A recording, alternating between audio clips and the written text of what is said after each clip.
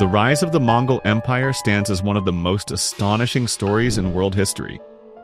From the lonely, wind-swept grasslands of Central Asia, emerged a people who would eventually build the largest continuous land empire the world had ever seen. Their armies thundered across continents, from the Pacific Ocean to the edges of Europe, leaving both fear and fascination in their wake. To their enemies, the Mongols seemed like an unstoppable storm, swift horsemen appearing out of nowhere, destroying cities and toppling kingdoms. Yet to many of the people who lived under their rule, the Mongols also brought something unexpected: order, stability, and a vast network of trade that connected civilizations that had rarely interacted before. But even the greatest empires cannot last forever. After decades of conquest and expansion, internal rivalries, political struggles, and cultural changes began to fracture the empire from within. To understand how the Mongols rose so quickly and why their power eventually faded, we must begin long before the empire existed, in the harsh and unforgiving lands where the Mongol people first learned to survive. The Mongols lived in one of the most difficult environments on Earth, the vast Eurasian steppe. Stretching across Central Asia, this region was a land of endless grasslands bordered by forests, deserts, and mountains. To the north lay the cold lands of Siberia, while to the south stood the powerful civilizations of China. Despite its beauty, the steppe was a brutal place to live. Summers could be scorching hot, while winters brought freezing winds and deadly snowstorms. The soil was too poor for large-scale farming, and rainfall was unpredictable. For the people who lived there, survival required constant movement. Instead of farming, the Mongols lived as pastoral nomads. Their lives revolved around herds of animals: goats, sheep, yaks, and especially horses. Livestock was the foundation of their economy and the measure of a family's wealth. A man's status was often determined by how many animals he owned. These animals provided nearly everything the Mongols needed to survive. They gave milk, meat, clothing, tools, and transportation. Horses in particular became the center of Mongol life. From childhood, Mongols learned to ride, hunt, and shoot arrows from horseback. Over time, this lifestyle created some of the most skilled riders and warriors the world had ever seen. But life on the steppe was not only about survival, it was also about constant competition. The Mongols were not originally one united nation. Instead, they were divided into many tribes and clans, each competing for land, animals, and influence. Alliances were temporary and conflicts were frequent. Raiding was a normal part of life on the steppe. Tribes often attacked one another to steal livestock, capture territory, or take women for marriage. Because of this constant threat, nearly every adult male was also a warrior. Even some women were trained to ride and fight if necessary. In this environment, strength and loyalty were valued above all else. Leaders had to prove themselves through courage, generosity, and success in battle. A weak leader quickly lost followers, while the strong one could gather warriors from many tribes. During quiet moments, Mongol families gathered inside their portable homes known as girs, or yurts. These circular tents were made of wooden frames covered with layers of felt from sheep's wool. They were easy to assemble and dismantle, allowing families to move across the steppe with their herds. Inside the warm glow of the fire, elders told stories of legendary warriors, heroic battles, and great rulers of the past. These tales inspired young listeners and shaped the culture of the steppe, where bravery and honor were deeply admired. Religion also played an important role in Mongol life. The Mongols believed in a supreme sky deity known as Tengri, often called the eternal blue sky. Tengri was not represented by statues or temples. Instead, he was seen as a powerful and mysterious force that governed the universe. Mongols believed that great leaders ruled because Tengri had chosen them. If a ruler succeeded in battle and brought prosperity to his people, it meant he had the favor of the sky. Alongside this belief, many Mongols practiced shamanism. Shamans acted as spiritual guides who communicated with the spirit world. Through rituals, dances, and trance-like states, they sought guidance from unseen forces, healed the sick, and predicted the future. Over time, other religions such as Buddhism, Christianity, and Islam would also spread across Mongol lands. But in the early days, Tengri and the traditions of the steppe shaped the spiritual world of the Mongols. Although the Mongol Empire would later become famous, the steppe had already seen powerful empires rise and fall, long before the birth of Genghis Khan. One of the earliest known groups were the Xiongnu, a confederation of nomadic tribes that formed a large empire over 2,000 years ago. They were strong enough to challenge the Chinese dynasties and force China to build defensive structures that later became part of the Great Wall.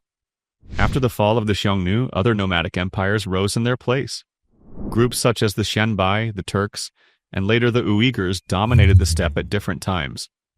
Each empire controlled vast territories for a while before eventually collapsing due to internal conflict or pressure from neighboring powers. By the 11th century, the region was once again divided among many rival tribes. Some groups supported foreign rulers, while others fought to maintain their independence. Powerful neighbors like the Khitan and later the Eurasian used a familiar strategy, playing steppe tribes against one another to maintain control. This constant division prevented the Mongols from becoming a unified force. But that situation was about to change. In the middle of the 12th century, a small tribal leader named Yesugei belonged to the Borjigin clan, one of the many Mongol groups scattered across the steppe. Yesugei was a respected warrior who had gained influence through battle and alliances. One day during a raid, he captured a young woman named Holun from a rival tribe. Such kidnappings, though harsh, were not uncommon in steppe society. Holun eventually became Yesugei's wife, and together they began raising a family. Around the year 1162, though the exact date remains uncertain, Holun gave birth to a boy. According to legend, the newborn child was born clutching a small blood clot in his hand. Mongol shamans interpreted this as a powerful sign that the child was destined to become a great warrior. Yesugei named the boy Temujin after a defeated enemy warrior. At the time, no one could have imagined that this child would grow up to reshape the world. Temujin's early life, however, would not be filled with glory. Instead, it would begin with betrayal, hardship, and survival on the unforgiving steppe. And those struggles would forge the character of the man who would one day become Genghis Khan. The early years of Temujin's life were far from heroic. Instead of growing up surrounded by power and privilege, he was thrown into hardship at a very young age. The trials he faced during childhood would shape the man he would eventually become, one of the most formidable leaders in history. At the age of 9, Temujin's father, Yesugei, arranged for him to be betrothed to a girl named Borta, the daughter of a nearby tribe. Among the Mongols, marriages were often arranged early to create alliances between clans. Temujin was left with Borta's family so he could work for them and prove himself worthy of the marriage in the future. But fate had other plans. On his journey back home, Yesugei encountered a group of Tatars, members of a rival tribe he had fought against many times before. They invited him to join their feast, pretending to welcome him as a guest. However, one of the men recognized him as an old enemy. Seeking revenge, the Tatars secretly poisoned his food. Yesugei managed to ride home before the poison took full effect, but within days he died. His death changed everything for Temujin and his family. With Yesugei gone, the clan that had once followed him quickly abandoned his family. Without a strong leader to protect them, Temujin's mother Holun and her children were left alone on the harsh steppe. The tribe even stole most of their livestock, leaving them with almost nothing. Life suddenly became a daily struggle for survival. Holun proved to be an incredibly strong and determined woman. She took charge of the family and refused to let them perish. The children survived by gathering wild berries, catching fish, and hunting small animals like mice and birds. The family lived in extreme poverty, often facing hunger and freezing winters. But these harsh years taught Temujin valuable lessons about resilience and leadership.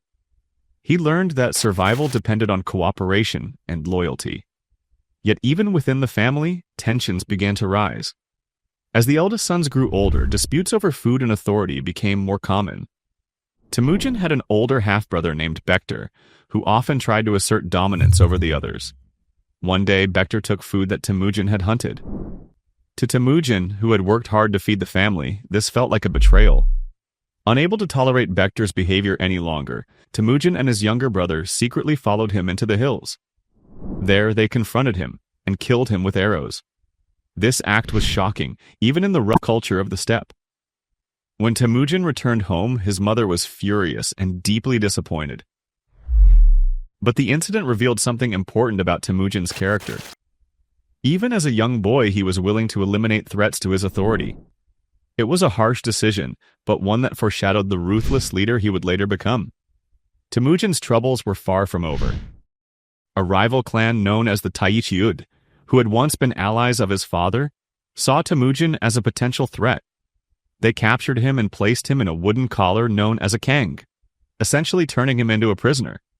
For a young boy, it must have seemed like the end of his freedom. But Temujin refused to accept his fate. One night, when the guards were distracted by celebration and drinking, he managed to escape.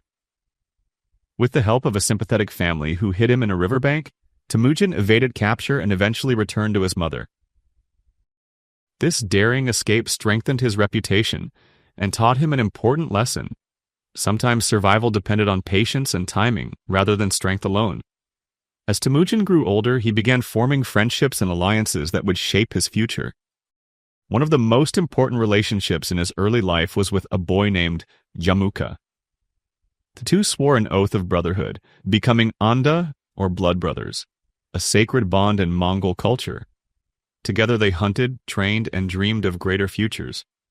At the time, it seemed their friendship would last forever. But history would later turn them into bitter rivals.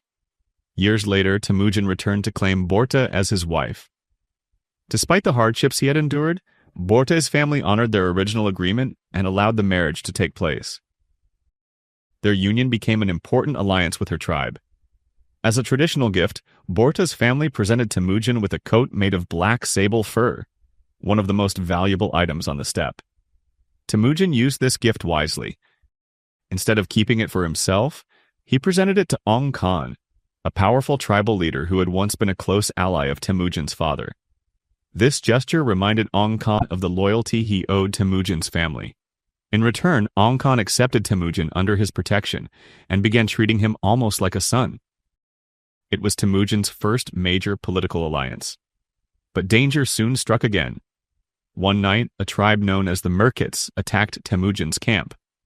They were seeking revenge for something that had happened years earlier, when Temujin's father had kidnapped Holen from their people. During the raid, the Merkits captured Borte and carried her away. Temujin was devastated. Yet instead of acting alone, he turned to his allies for help. He called upon Ong Khan and his old blood brother, Jamuka. Together, their combined forces launched a powerful attack on the Merkit camp.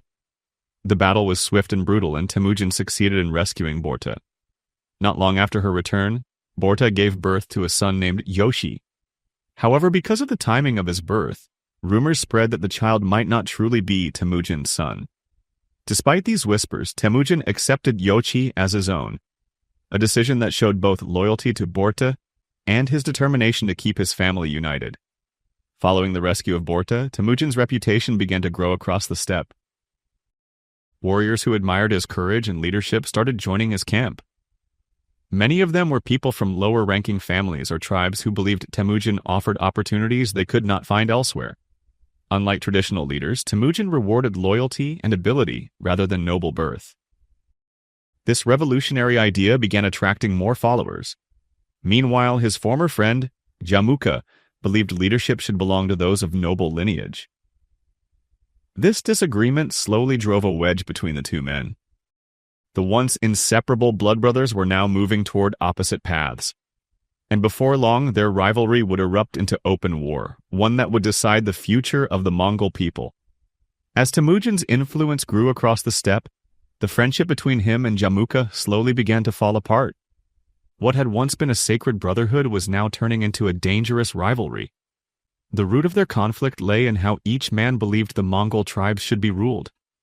Jamuka came from a noble lineage and believed leadership should belong to the aristocratic families who had ruled the steppe for generations. To him, power was something inherited through blood. Temujin, however, believed something very different. Having grown up in poverty and hardship, he believed loyalty, talent, and courage should determine a person's status, not their birth. Anyone who proved themselves capable could rise within his ranks. This idea was revolutionary on the steppe. For many people who had been ignored or treated as inferior by the noble clans, Temujin's vision offered hope. Soon, warriors from many backgrounds began leaving Yamuka's camp and joining Temujin. Yamuka saw this as a betrayal, and eventually, conflict became inevitable. Around the year 1187, the rivalry between the two leaders exploded into open warfare. Yamuka gathered an army made up largely of traditional noble clans and declared himself the rightful leader of the Mongols.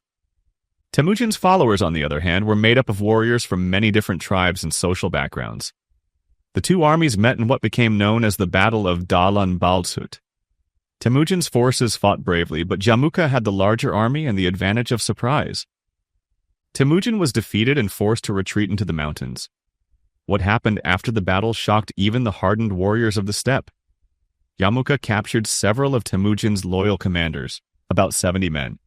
Instead of executing them quickly, he ordered them to be boiled alive as a warning to anyone who might support Temujin. This act of cruelty deeply disturbed many people across the steppe. Even some of Yamuka's own allies began to question his leadership. Meanwhile, Temujin was not defeated in spirit.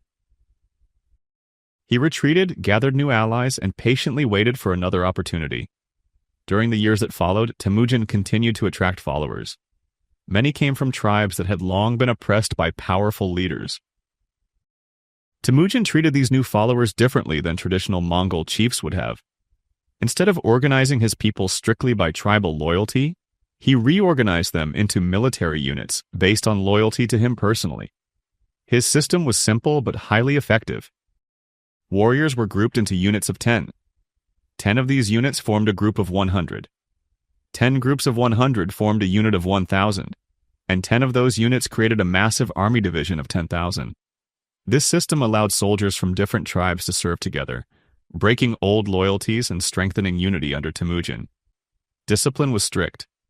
If a soldier abandoned his comrades in battle, he could face severe punishment, even death.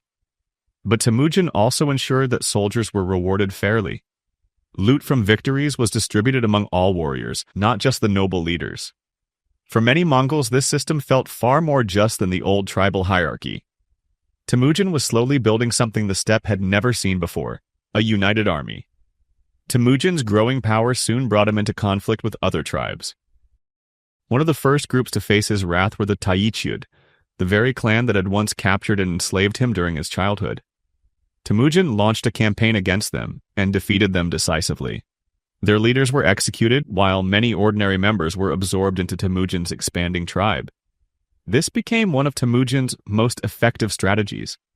Instead of destroying defeated tribes completely, he often incorporated them into his own forces. Skilled warriors, craftsmen, and leaders were given positions based on ability rather than lineage. Every victory strengthened his army. Meanwhile, his old rival Yamuka continued gathering support among the traditional Mongol elites. The conflict between the two leaders had become a struggle not only for power, but for the future direction of Mongol society itself. By the early 1200s, the entire steppe was divided between factions loyal to Temujin and those supporting Yamuka and other tribal leaders. In 1201, Yamuka's supporters declared him Gur Khan, meaning Supreme Khan. This was a direct challenge to Temujin's authority, but Yamuka's alliance soon began to collapse. Some of his allies turned against him after disputes and internal rivalries. Temujin took advantage of this division. One by one, he defeated the remaining rival tribes across Mongolia. His forces crushed the powerful Naiman tribe and forced other groups to submit or join him. Yamuka himself eventually fled with a small number of followers. But even those followers eventually betrayed him. They captured Yamuka and brought him to Temujin, hoping for a reward. Instead, Temujin ordered the execution of the men who had betrayed their leader. In Mongol culture, loyalty was sacred, even loyalty to an enemy. Temujin then spoke to Yamuka privately. Despite everything that had happened between them, Temujin offered him forgiveness and a chance to serve at his side. But Yamuka refused. Ashamed of his defeat, he asked for a noble death, one where his blood would not be spilled. Temujin honored the request. Yamuka was executed without bloodshed, marking the end of the long rivalry that had shaped Temujin's rise. By the year 1206, Temujin had defeated every major rival on the Mongolian steppe. For the first time in history, the Mongol tribes were united under a single leader. That year, a great gathering of Mongol chiefs and warriors, known as a Kurultai, was held. During this historic assembly, Temujin was proclaimed the supreme ruler of all the Mongols. He was given a new title, Genghis Khan, often translated as universal ruler or oceanic leader. It was more than just a title. It marked the birth of a new nation, the great Mongol Empire.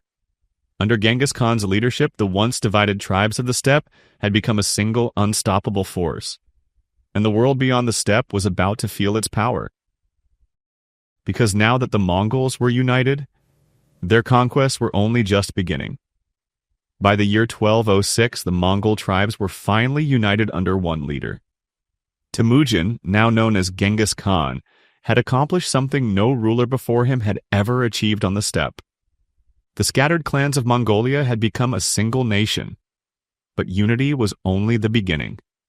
The Mongol people had grown up in a harsh land where survival required strength, discipline, and constant movement. Now that they were united under Genghis Khan, those same qualities would fuel a series of conquests that would change world history forever. The storm of the Mongols was about to begin. Before launching his campaigns, Genghis Khan focused on strengthening the structure of his new empire. He introduced a strict code of laws known as the Yasa. This system of rules helped maintain discipline, loyalty, and order across the growing Mongol society. Crimes such as theft, betrayal, and desertion were punished harshly, while loyalty and bravery were rewarded generously. One of Genghis Khan's most important reforms was the creation of a merit-based leadership system. Unlike many traditional societies where power was inherited through noble bloodlines, Genghis Khan promoted individuals based on their skill, loyalty, and achievements. A shepherd could become a general if he proved capable. This idea transformed the Mongol army into one of the most disciplined and efficient military forces in history. Every warrior was trained in horseback riding, archery, and survival. Mongol soldiers could travel incredible distances in a short time, often riding several horses during long campaigns to maintain speed. Their mobility made them nearly impossible to defeat. Genghis Khan's first major targets were the kingdoms surrounding Mongolia. To the south lay the Tangut Kingdom of Western Xia, a powerful state that controlled important trade routes. Between 1209 and 1210, the Mongol army launched repeated attacks on the region. Though the Tangut cities were heavily fortified, the Mongols learned quickly and adapted siege techniques from Chinese engineers. Eventually, Western Xia was forced to surrender and became a vassal of the Mongol Empire. But this was only a preview of what was coming next. One of the most powerful empires in East Asia at the time was the Jin dynasty, which ruled northern China. For years, the Jin rulers had demanded tribute from the steppe tribes, including the Mongols. Now the balance of power had shifted. In 1211, Genghis Khan launched a massive invasion into Jin territory. His cavalry forces swept across northern China, defeating large armies and capturing city after city. The Mongols used innovative tactics to overcome fortified cities. They employed captured engineers to build siege weapons such as catapults and trebuchets, allowing them to break through walls that once seemed impenetrable. By 1215, the Mongols had captured Zhongdu, the Jin capital, modern-day Beijing. The fall of this great city shocked the world and confirmed that the Mongols were no longer just a nomadic tribe. They had become a major imperial power. While the war in China continued, events in Central Asia soon triggered another major conflict.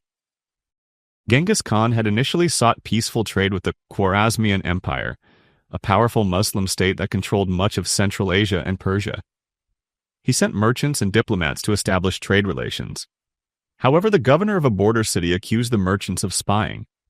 He seized their goods and ordered them executed. When Genghis Khan demanded justice, the Khwarezmian ruler refused and even insulted the Mongol envoys. This act sealed the empire's fate. In 1219, Genghis Khan launched one of the most devastating military campaigns in history. The Mongol army invaded Central Asia with incredible speed and coordination. Cities such as Bukhara, Samarkand, and Urgench were besieged and eventually destroyed after resisting Mongol rule. The campaign was brutal. Entire cities were sometimes wiped out as punishment for defiance, while those who surrendered were often spared and incorporated into the Mongol system. Within just a few years, the once mighty Khwarezmian Empire had collapsed completely. The Mongol Empire now stretched across vast regions of Asia. At its height, the Mongol Empire became the largest continuous land empire in human history. It stretched from the Pacific Ocean in the east to the edges of Europe in the west. Trade routes across Asia became safer under Mongol protection, allowing goods, ideas, and cultures to travel across continents. This period would later be known as the Pax Mongolica, or Mongol Peace. Under Mongol rule, merchants, travelers, and scholars could move freely across vast distances. Technologies such as gunpowder, printing, and navigation techniques spread more rapidly between civilizations. Despite their reputation for destruction, the Mongols also played a key role in connecting the world. Even in his later years, Genghis Khan continued expanding his empire. In 1227, during a campaign against the Tangut kingdom of western Xia, which had previously rebelled, Genghis Khan suddenly fell ill. The exact cause of his death remains uncertain, with some historians suggesting illness, while others believe injuries from a fall during a hunt may have contributed. Before his death, Genghis Khan ordered that the Tangut kingdom be completely defeated. Later that same year, he died at the age of around 65. According to legend, his burial was kept secret. Those who carried his body to the burial site were reportedly killed to ensure the location would remain unknown. To this day, the exact location of Genghis Khan's tomb remains one of history's greatest mysteries. After Genghis Khan's death, his descendants continued expanding the empire even further. His sons and grandsons conquered large parts of Eastern Europe, the Middle East, and China. However, the vast empire eventually split into several independent states, ruled by different branches of his family. Despite its fragmentation, the Mongol Empire left a lasting mark on world history. It reshaped global trade networks, encouraged cultural exchange, and influenced political systems across Eurasia. In many regions, the Mongols introduced new administrative practices, military strategies, and systems of communication. Today, Genghis Khan remains a complex historical figure. To some, he was a ruthless conqueror responsible for immense destruction. To others, he was a visionary leader who united the steppe and transformed global history. But regardless of perspective, one fact remains undeniable. From a small tribe struggling for survival on the harsh Mongolian steppe, Genghis Khan built an empire that changed the course of civilization. The thunder of Mongol horses may have faded long ago, but the legacy of the Mongol Empire still echoes across the world.